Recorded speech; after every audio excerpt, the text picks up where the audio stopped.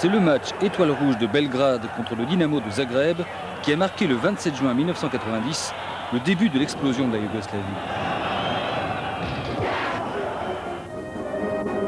Dès ses origines, le succès phénoménal du football a conduit au stade des grands de ce monde, comme ici le roi George V, venu serrer la main de ses sujets en culotte courte.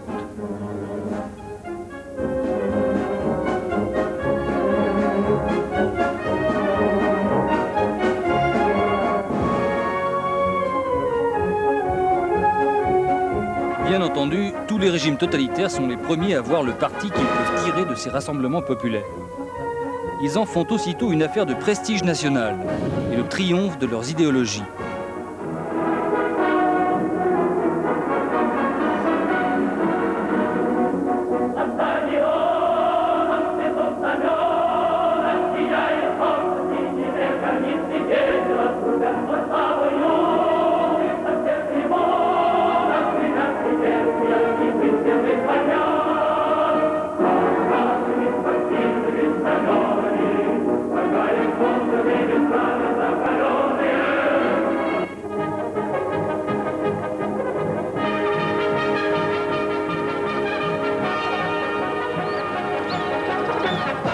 Après la guerre, le football s'étend au monde entier. Les enjeux augmentent. Perdre devient un drame. Sur les pelouses, les violences s'exacerbent, comme au Chili en 1970.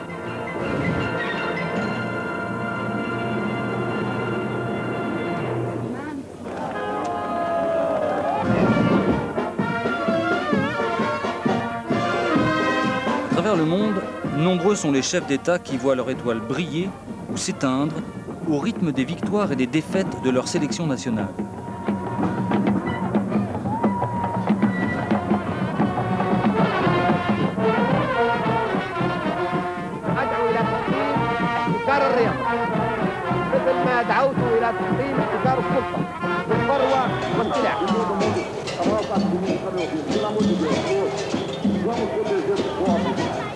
Au Brésil, il faut attendre de gagner un match pour dévaluer la monnaie, augmenter les impôts ou tenter un coup d'État. En 1978, Videla et les généraux argentins prolongent leur dictature grâce à la conquête de la Coupe du Monde, preuve de la solidité de leur régime, du bonheur de leur peuple et de la reconnaissance des nations.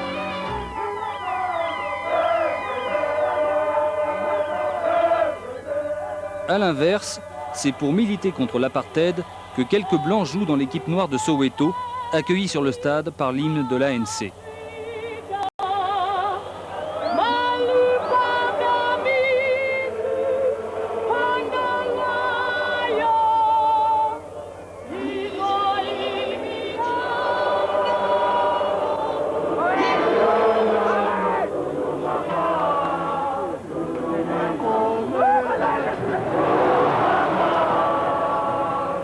Des joueurs allemands proclament leurs convictions antiracistes sur leur maillot. « Mon ami est étranger ».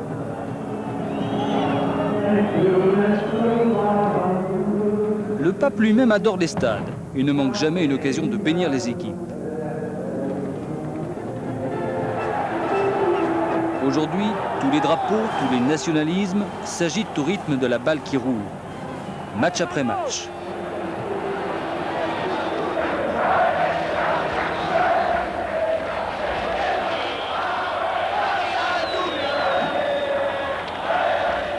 Mais parfois, un drapeau disparaît et laisse ses joueurs orphelins. C'est ce qui est arrivé à Mehmed Bazdarevic, meneur de jeu de l'équipe de Sochaux. Aujourd'hui, il multiplie les matchs exhibitions afin de récolter des secours pour Sarajevo, la ville martyre dont il était l'idole. Quand j'étais petit, pour moi, avoir des photos de certaines personnes que j'aimais beaucoup, c'était mon rêve. Et puis, vous savez, j'ai jamais imaginé qu'un jour je peux acheter un petit chocolat et puis trouver ma photo. C'était vraiment...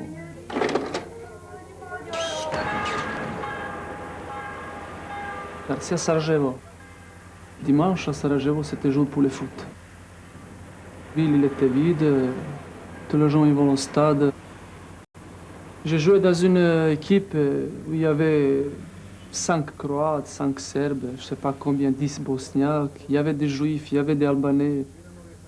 On n'avait jamais de problème. J'habitais tout près des stades, c'était un quartier que de les ouvriers. Et puis, il n'y avait pas beaucoup de richesses là.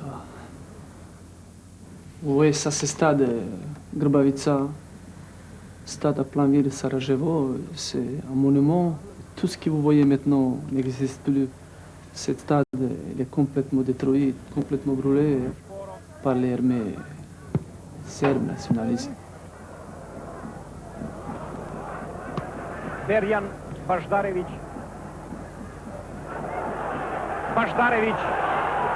Baždarević. Ça, c'est vous, ça? Dynamo Kiev, pour nous, c'était tellement important parce que il n'y avait aucune équipe yougoslave à cette époque qui était capable de battre une équipe de Russie, quoi. On est réussi, voilà, et puis c'était un plus beau moment dans mon carrière.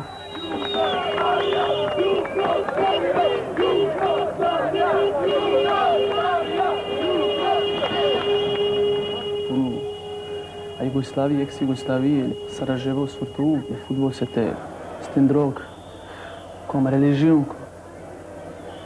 Et puis moi, comme tout le monde, à cet âge, j'ai rêvé un jour de jouer pour l'équipe nationale, pour l'équipe ex-Yougoslave. Même pour moi, c'était un rêve de jouer avec Safet Suzik. J'ai commencé, j'avais 15 ans, j'étais encore junior et lui, il était déjà un grand star, Vahid Halilhodžić, lui surtout. J'ai dit, si je joue un jour avec lui, je vais mourir, mais finalement j'ai joué 10e année avec lui et puis...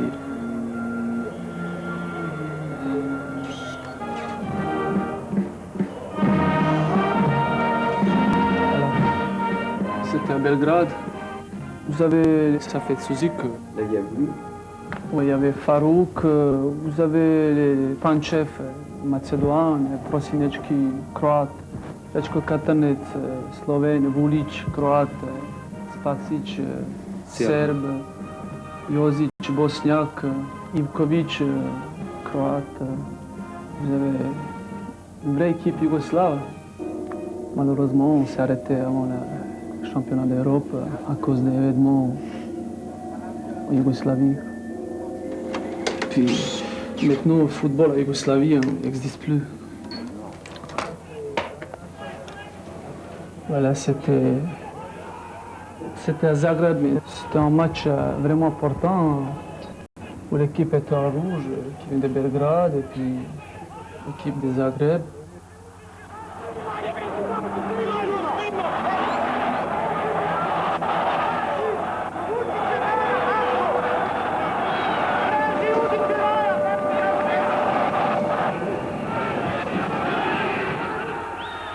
C'était terrible, il y avait des victimes, il y avait 25 personnes gravement blessées et puis...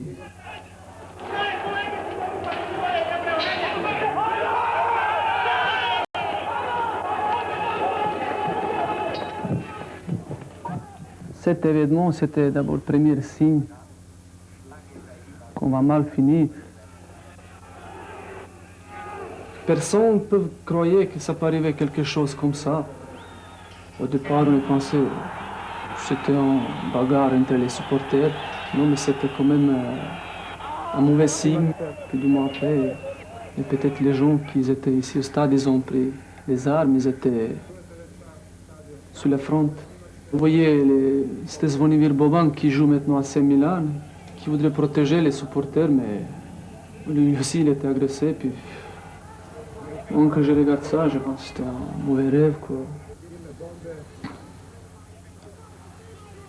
Après ce match, les fédérations de football yougoslave, ils ont décidé de poser question à tout le monde, à toutes les fédérations, toutes les républiques. Est-ce qu'on va continuer? Comment on va continuer? Et on croyait qu'on peut faire des choses semblables et qu'on peut, si on reste ensemble, qu'on peut peut-être améliorer la situation qui s'est aggravée en Yougoslavie. Mais malheureusement, on était trop naïfs. Et puis, une année après, il y avait une agression aussi sur notre pays, c'est bosniaque, et puis surtout sur la ville de Sarajevo. Et puis, vous savez, qui était complètement détruit. Puis, voilà, maintenant, le football n'existe plus. Teja, kad se snima, ne smiješ da samo možeš ove strane. Jasno? Mes parents qui sont là-bas, mes cousins, un de mes frères, ils ne voulaient pas quitter Sarajevo. Ma mère, elle m'a dit, ça va durer pas longtemps, cette sale guerre, cette agression.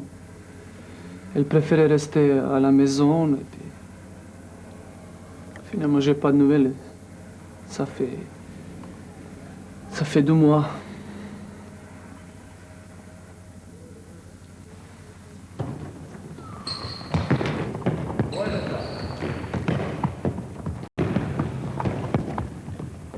En 84, j'étais un des meilleurs joueurs à Yougoslavie. J'avais pas mal de propositions pour aller jouer extérieur. Sochaux, à l'époque, pour moi, c'était une petite équipe. Quand même, j'étais un joueur très connu. J'ai pensé aller jouer à Italie. Finalement, j'ai décidé de venir ici à Sochaux. J'ai passé 5 ans et demi. Puis je suis bien, je ne regrette pas.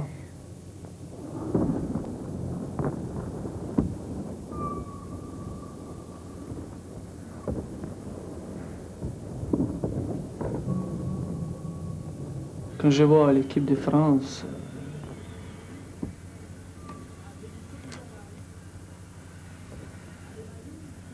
l'équipe d'Espagne, ils ont son équipe, ils ont son pays. Mais nous, voilà. C'était Mario avec qui j'ai joué mon dernier match pour l'équipe ex-yougoslave. Ouais, c'était 6 mois, 4 mois avant les agressions avec les guerres qu'ils ont s'imposées à Bosnie. Vous savez, je garde toujours les souvenirs dans le cœur et tout ça, ce qui s'est passé avec mes amis. Mais je ne peux pas accepter tout ce qui se passe. Puis maintenant, j'ai un nouveau maillot. Pour le moment, ça c'est seulement notre symbole. On n'est pas encore reconnu par les FIFA. Mais j'espère qu'ils vont faire bientôt et puis on va commencer à jouer pour notre pays, Bosnie-Herzégovine.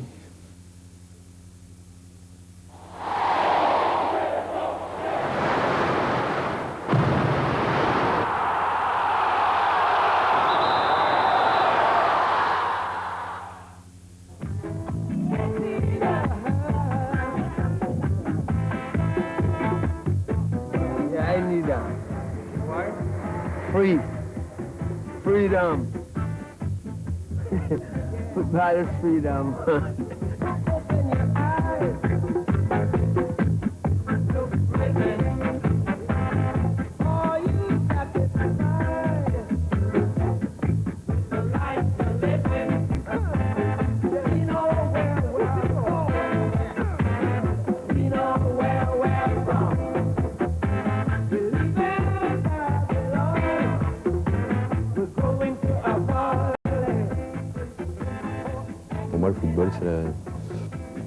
Le football, c'est comme la musique, quoi. C'est un football musique, ça va vraiment ensemble, quoi. Et moi, j'ai toujours vécu ça comme ça. Enfin, j'ai toujours été passionné de musique et j'aimerais bien jouer un jour. Un jour, si, une fois, ça m'est arrivé de faire un match alors qu'il y avait Bob Marley il y avait un concert de Bob Marley, c'était en Afrique, qui jouait à côté. Et donc, on a joué tout le match avec la musique de Bob Marley. Ça, c'était un grand souvenir. Die Situation, die für mich immer die tollste war und die ich im Nachhinein ab und zu empfinde, wenn ich in den Stadien bin, das ist der Moment, wenn du unten aus der Kabine rausgehst, die paar Treppen rauf und du siehst allmählich den Rasen und das Flimmern der Masse. Das ist wie wenn ein Tiger aus dem Käfig kommt. Das war für mich immer der tollste Moment. Alles, was danach kam, ob ich 5 Tore geschossen hätte oder sonst wo, das hatte nicht mehr diese Faszination, dieses tolle Gefühl.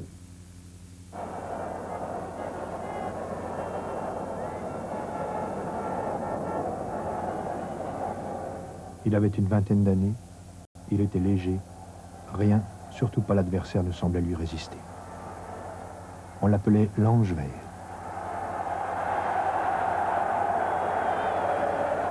Et à chacun de ces ballons touchés, il y eut la trace d'un frisson.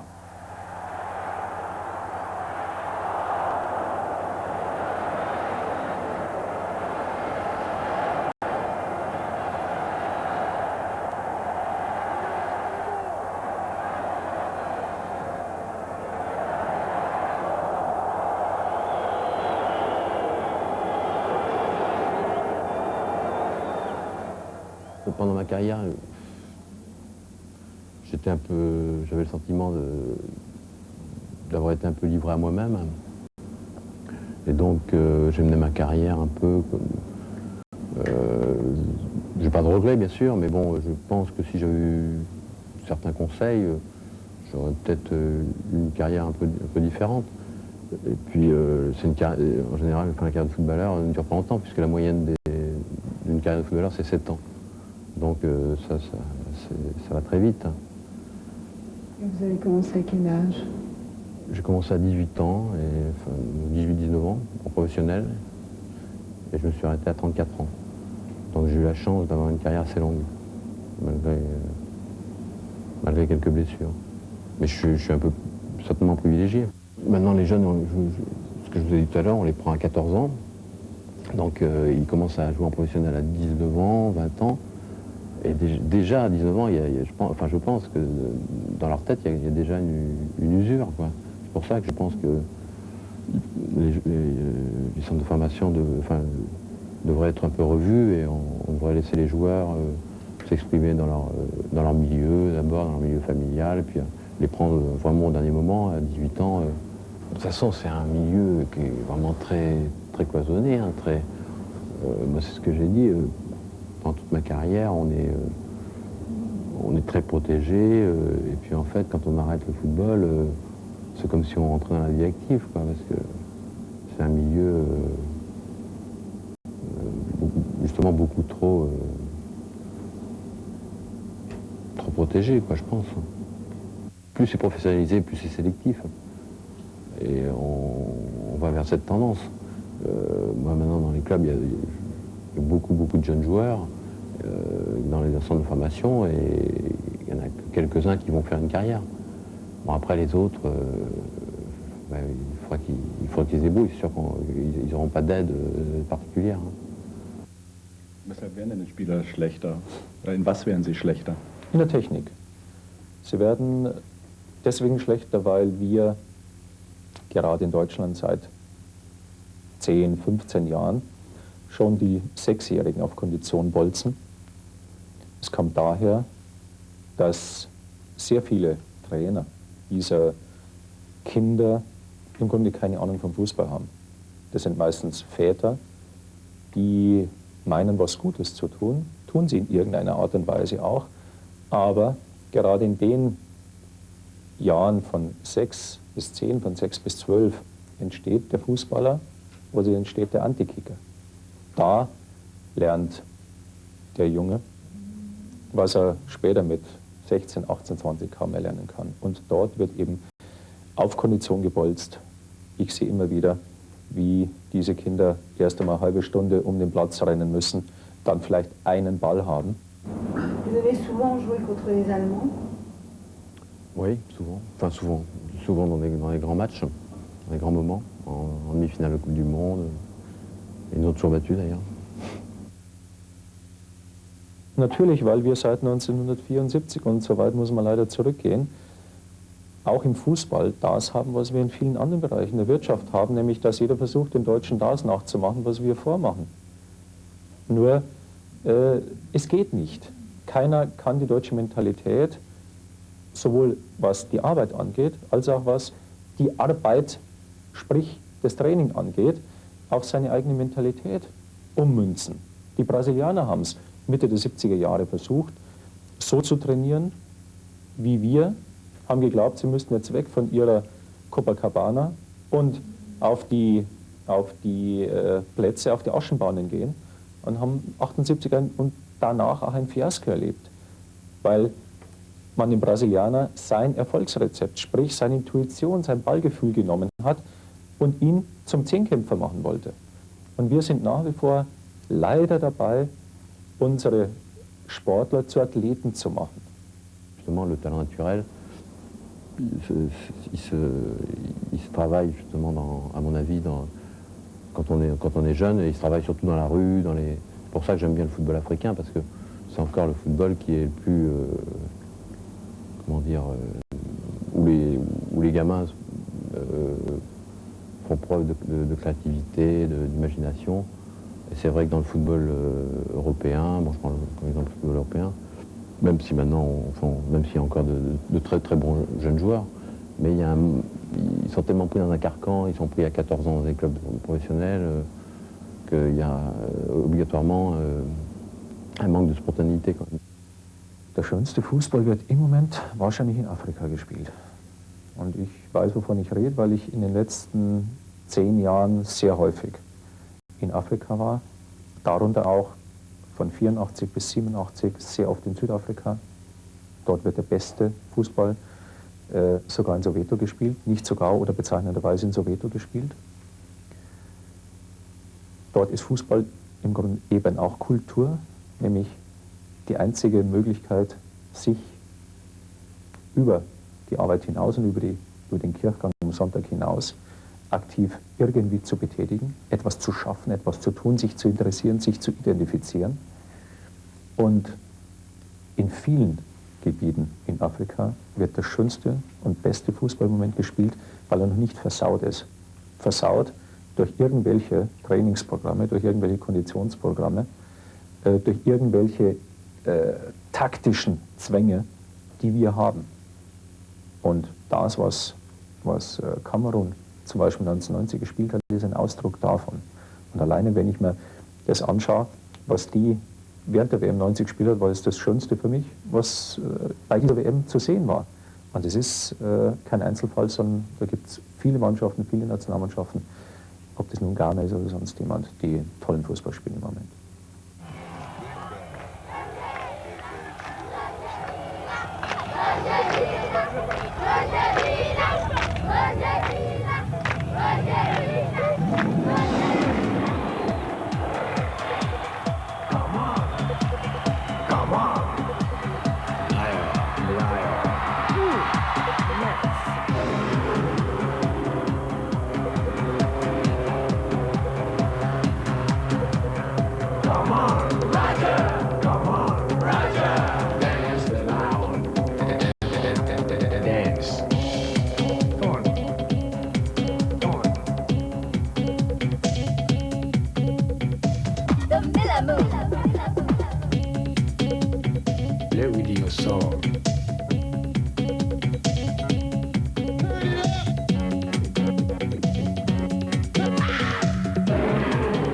Mila, c'est un exemple, enfin, c'est un cas exceptionnel pour moi parce qu'il a joué jusqu'à un certain âge et je pense qu'il a été franc envers lui-même, c'est-à-dire qu'il était sain, il n'a pas fait de bêtises, quoi. Je parle au niveau de son corps et c'est pour ça qu'il est arrivé à ce niveau-là. C'est-à-dire, nous, les joueurs africains, on aime beaucoup s'amuser, on aime la fête, mais je pense que quand on arrive à un certain niveau et qu'on veut être vraiment professionnel, il faut faire beaucoup de sacrifices et je crois que c'est important, quoi, pour la suite de sa carrière.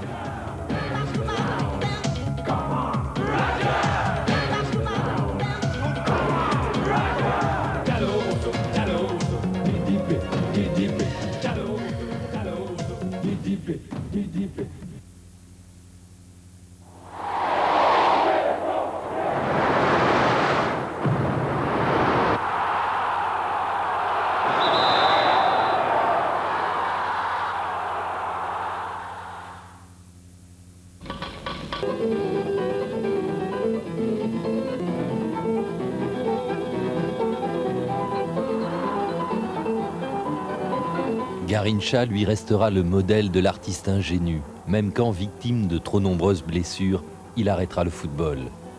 Pour rester conforme à la mythologie en vigueur, il est né pauvre et mourra pauvre en 1983.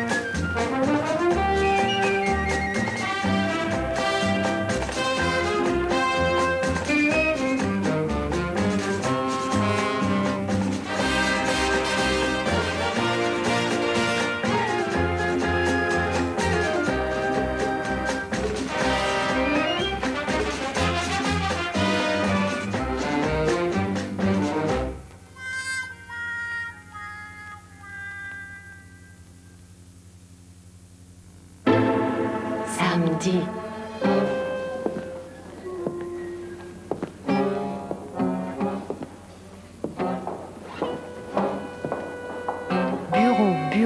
Bureau. Et pour les OS du tertiaire, c'est 8 heures par jour dans les bureaux, du lundi au vendredi, de janvier à décembre, de la fin de l'adolescence jusqu'à la retraite.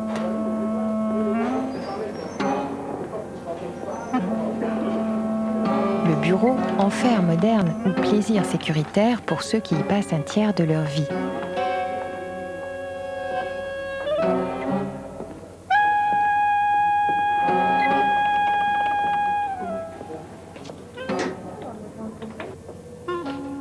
Jean-Louis Comolli a promené sa caméra pendant 3 mois dans les services de la sécurité sociale et en a rapporté la vraie vie dans les bureaux.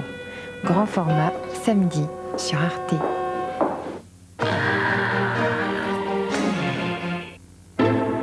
Samedi.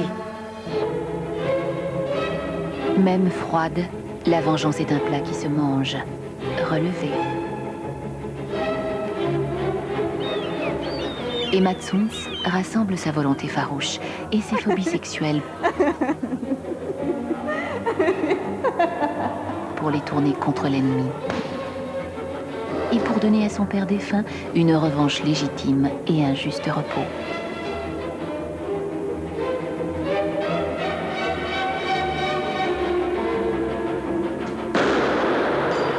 Judith Godrèche est l'instrument de la vengeance dans le téléfilm de Benoît Jacot, tiré d'une nouvelle de José Luis Borges.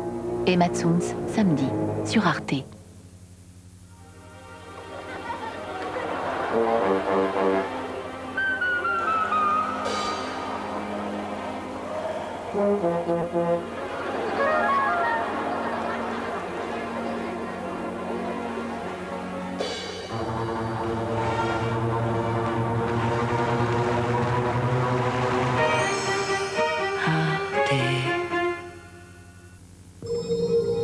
Bonsoir, c'est vendredi. Les entrevues hétérodoxes ont lieu dans Rencontres. Les questions inattendues y sont les bienvenues. Ce soir, Peter Stefan Jung, romancier autrichien, interroge son compatriote Wolf Prix, architecte. De la Bretagne au Midi, de Collioure à Tanger, Matisse passe du fauvisme à l'émotion, du cubisme à la peinture architecturale, du dessin aux couleurs les plus denses.